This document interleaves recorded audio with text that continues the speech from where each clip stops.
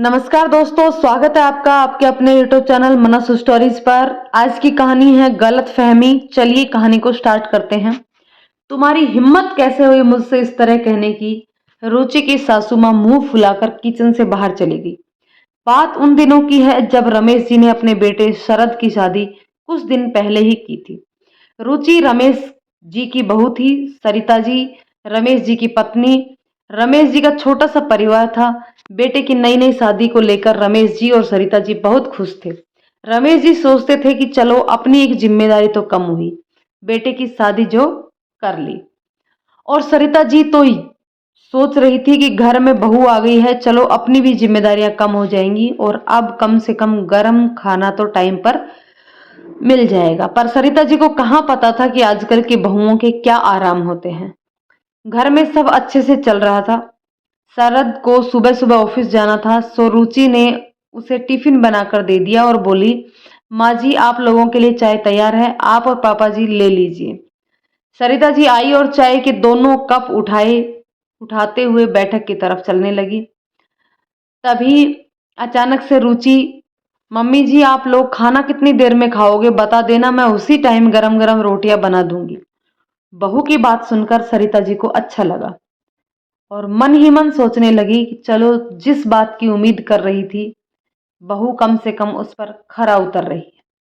सोचते हुए सरिता जी बोली, रुचि खाना बना ही लो, पापा जी को अभी किसी काम से बाहर जाना है, खाना खाकर ही जाएंगे, पता नहीं फिर वापस कब आना हो, तो तुम बना ही लो। रुचि ने जी मम्मी जी कहते हुए सिर हिला दिया और अपने किचन के कामकाज करने लगी। सरिता जी भी वहां से चली गई। कुछ देर बाद रुचि ने सोचा अब खाना बना ही देती हूँ, पापा जी भी आने वाले हैं। रुचि आटा लगाने चली तो उसे याद आया कि श्याम का बचा हुआ आटा कुछ फ्रिज में रखा है। देख लेती हूँ कितना है, उसी हिसाब से आटा लगाऊंगी। रुचि ने फ्रिज से आटा निकाला, देखा तो करीब करीब 4 रोटियों का होगा। उसने सोचा मेरे लिए हो जाएगा, पापा जी और मम्मी जी के लिए आटा लगा लेती हूँ। वह आटा लगाकर रोटियां सेकने लगी। करीब करीब सारी रोटियां बनने ही वाली थी, तभी सरिता जी आई और बोली, बहू रोटी बन गई क्या? पापा जी खाने के लिए बोल रहे हैं। रुचि, जी मम्मी जी आप ले जाइए। सरिता जी थाली लगाने लगी और रुचि बची हुई लास्ट की 2 रोटियां बना रही थी। सरिता जी ने जो ही रोटियों की तरफ हाथ बढ़ाया, वैसे ही रुचि, मम्मी जी आप ऊपर की रोटियां ना लेकर नीचे वाली रोटियां उठा लीजिए।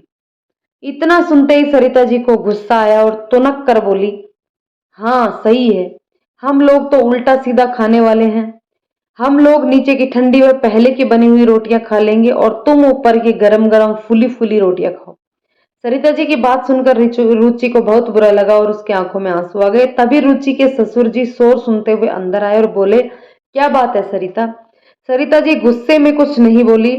रुचि आंखों में आंसू भरकर बताने लगी, पापा जी वह क्या है ना, श्याम के आटे से बनी रोटियां ऊपर रखी थी और तो मैंने माँ से बोला कि आप नीचे से रोटियां ले लो जो कि ताजे आटे की बनी हुई है। माँ जी को समझ नहीं आया और वो बेवजह नाराज होने लगी। रुचि के ससुर जी बोले, सरिता जी कम से कम बात की सच्चाई को जान लिया करो, तब नाराज हुआ करो, ऐसे ही अपने गुस्से का बम सब पर फोड़ देती हो। बेचारी बहू, कहते हुए रमेश जी हंसने लगे और सरिता जी भी बोली, अरे बहू माफ करना, बात को बिना समझे ही मैं तुम पर भड़क पड़ी। माफ करना बहू, कहते हुए रुचि को गले से लगा लिया।